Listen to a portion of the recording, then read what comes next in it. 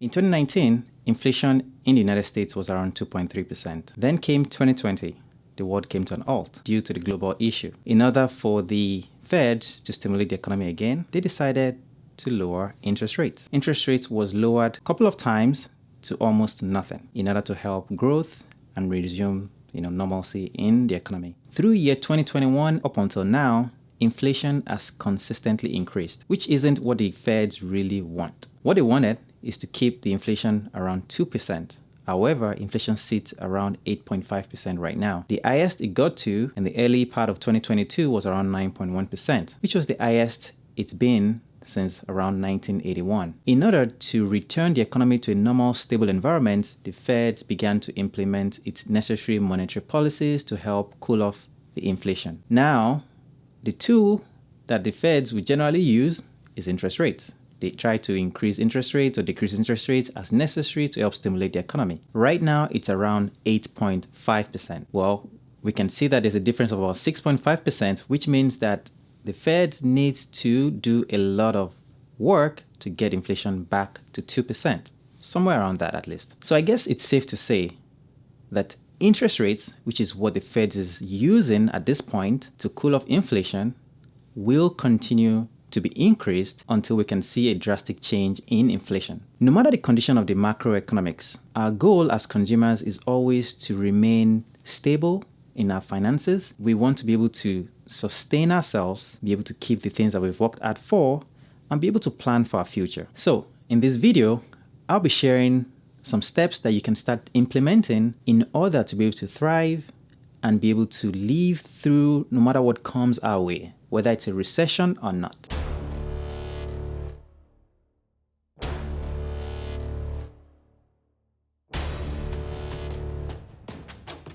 So, if you're new on this channel, my name is Stephen Ojo, and on this channel we talk about finance and investing. My goal is to educate and inform you, of course, and entertain as much as I can. If you're new here, welcome.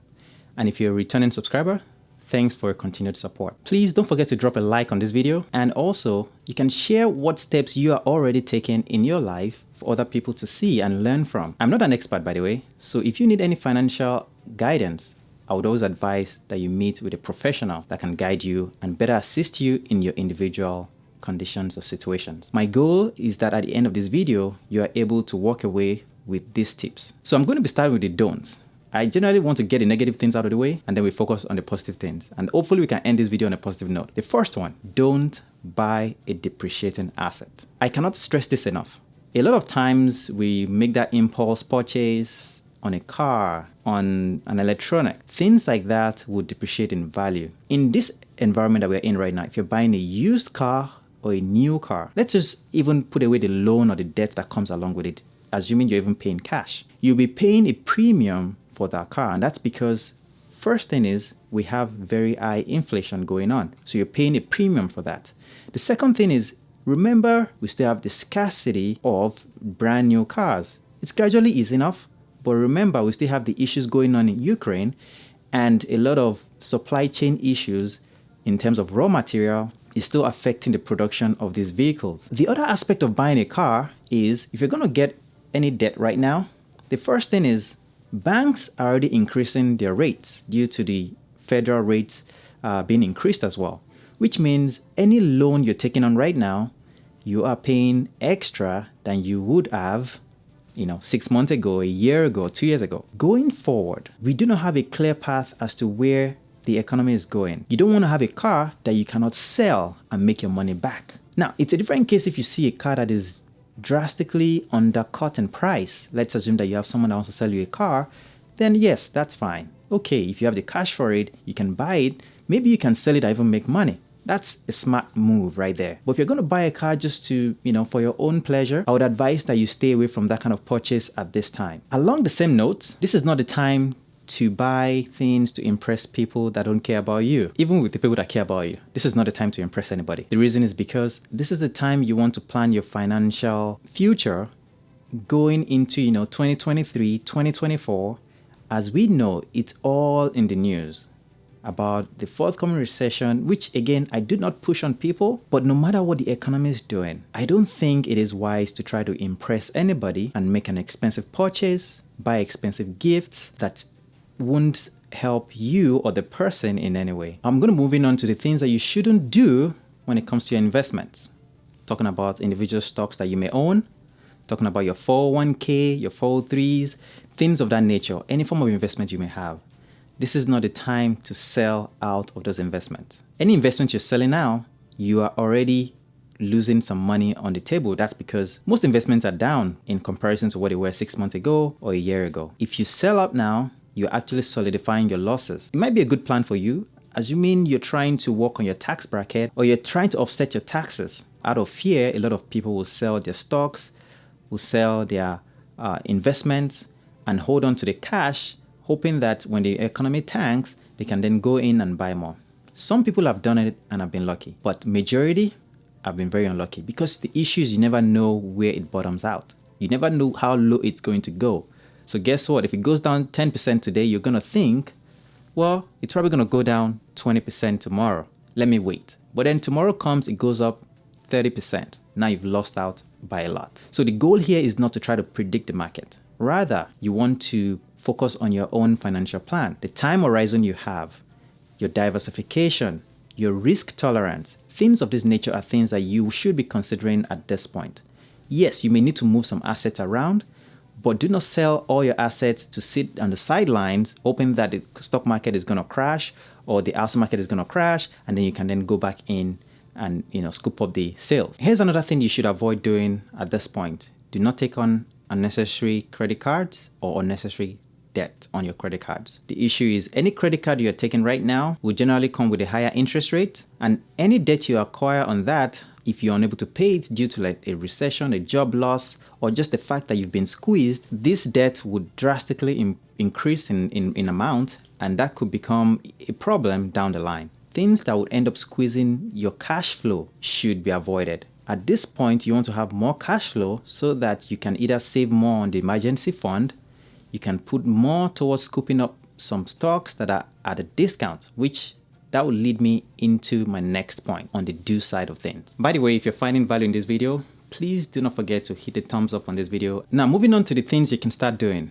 Well, the first thing you can do, which I'll recommend, is pay down debt, especially if it's like a credit card. Here's the thing. Credit cards, like I've mentioned, are not really good things to carry debt on because of high interest rates that they have. So your goal should be to pay down those credit cards to zero. And that way, if anything happens, at least you don't have to worry about a credit card. In line with that is car notes. Let's assume that you're almost done paying off your car note and you're down to, $1,000, $2,000. I think this is the best time to pay off that car note and pay it off completely. The reason again is if you can pay off a car note, it gives you more money in case you need extra money due to a job loss, due to unforeseen circumstances. The next step I would recommend that you can do right away is to start increasing your emergency fund. If you already have some money aside, this is the time to put in some more money into that. If possible, this fund can be used in excess of what is necessary, can be used to secure opportunities. And I'll be talking about that in my next point, to buy things that appreciates in value.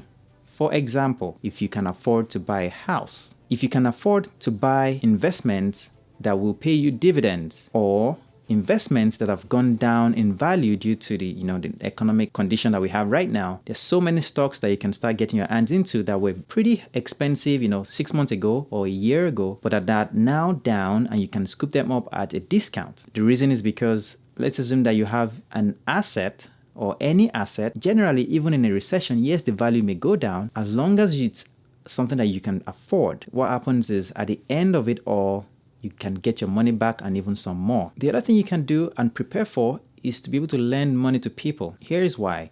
With interest rates going up, you can start to charge more on whatever money you lend out to people. And I'm talking about lending clubs and even investments that are into like banking is another one. If you can buy stocks of banks, for example, the stocks of these banks will go up as interest rates increase because that's how banks make money. The more interest they can charge, the more money they can make, which would then increase the value of their stocks. Last but not least, always remember your tax consequences, because as you buy and sell anything, there's always a tax imposed on it, which is why it's always a good idea to meet with a professional, a tax counselor, a tax advisor, someone of that nature, a financial advisor as well, that can guide you and make sure that you're not making any mistakes by either buying something that you shouldn't buy or selling something that you shouldn't sell. The other point to this is if you're buying something for your business, for example, a car, this may be a good time to do that because you've seen the opportunities and the use for the car. And that way the car is going to become a income generating asset at that point because now it's being used to produce more income for you. Those are things that you should consider before going on into any form of purchase at this time. One thing to add, if you have a company or a business,